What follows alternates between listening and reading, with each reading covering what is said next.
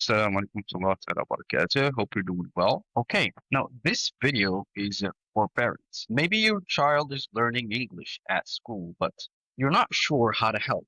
Now, I'm an English teacher in Casablanca, and I want to give you some practical advice. You do not need perfect English to help your child because your attitude, your routine, and support are more important than your grammar. Now, what children really need, they need regular exposure. This this should be short, should be daily, meaning they should have a daily contact with the English language. And the best deeds that Allah the Almighty loves and appreciates are the ones done in small quantities, but repeated daily or more regularly. In essence. That definitely beats 2 hours once a week.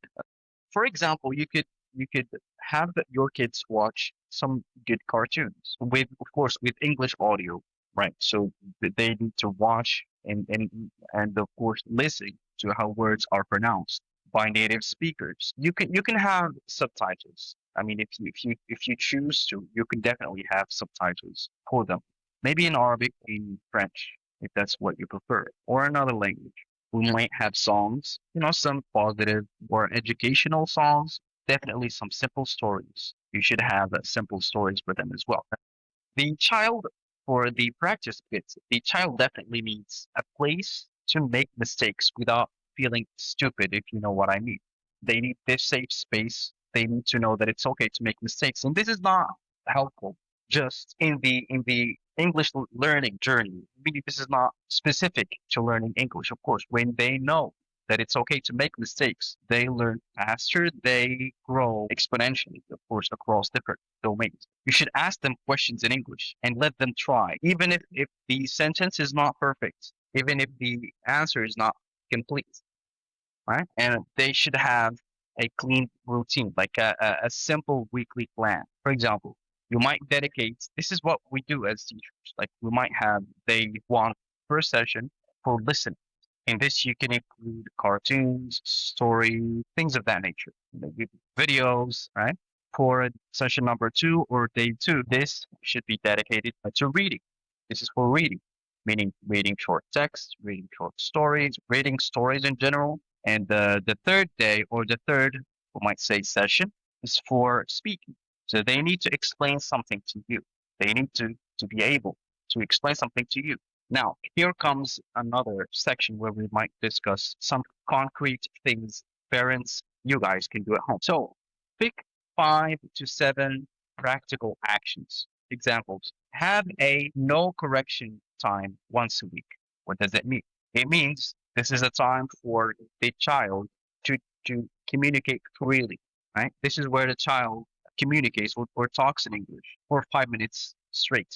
So they just talk for 5 minutes and you only listen. This is your only job. You just listen and encourage them, of course. Another helpful thing is you can put labels on objects at home, meaning on the door. So on the door, you might have a label that says door. On the table, you might have a label that says table because kids don't know.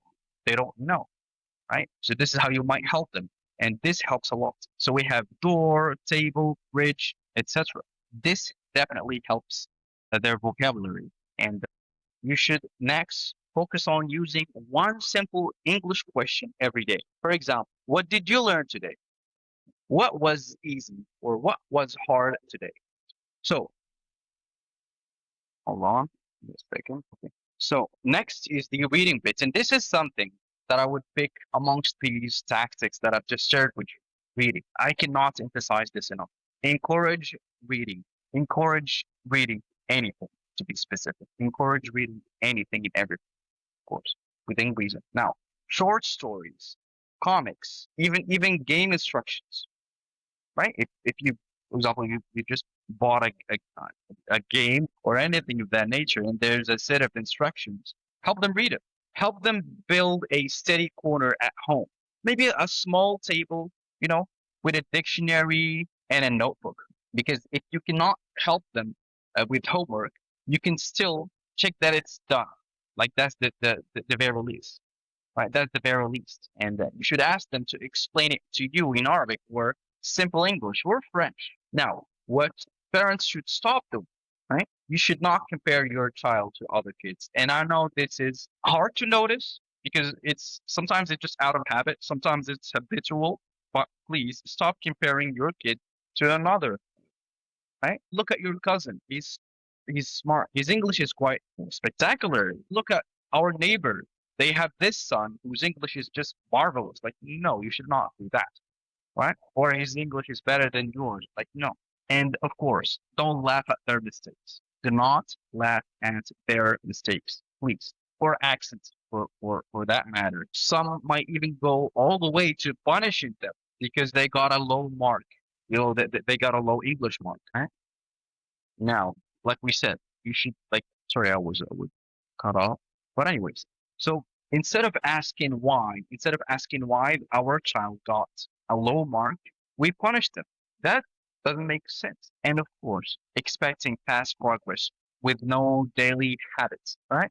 You can just look at your past experiences and think, and you would definitely find an instance where you might have had a friend, a colleague, or maybe yourself who wasn't putting that much effort daily or is not being habitual when it comes to reviewing their lessons and doing what needs to be done. And of course, the mark is a reflection of that. So I have some students, no need to name any, but there are some whose parents are expecting more of them, but there's no tracking, there's no there's no work that's done at home by these parents, so they cannot expect fast results. I'm sorry, but it's not possible, right?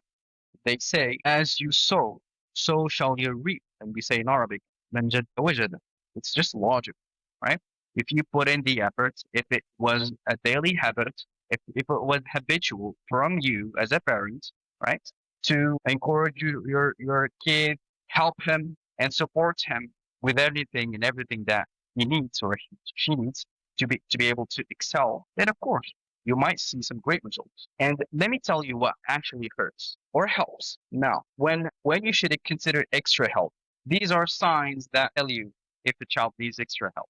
When the child is always anxious on English Day, they avoid speaking in class or at home. Their marks stay low or over several months, they are plummeting, they're declining. Now, in those cases, a supportive private English teacher is a good idea, not a harsh one. I'm talking about someone who can help build their confidence. Now, your child doesn't need a perfect teacher at home. They need a parent who believes in them, listens, and builds a habit. If you want more videos for parents, please let me know in the comment. Let me know what you struggle with most. God bless you. Take care.